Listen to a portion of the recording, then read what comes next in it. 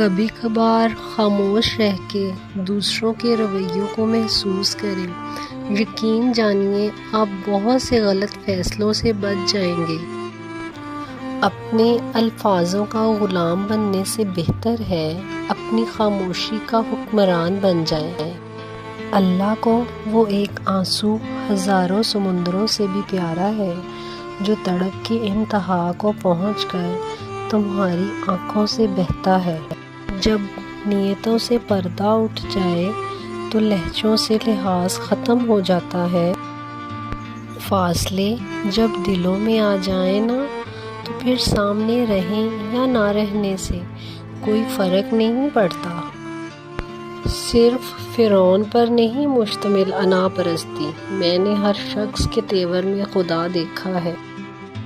آپ کے پیار اور محبت کا بہت بہت شکریہ۔ چینل کو لائک اور سبسکرائب ضرور کریے گا۔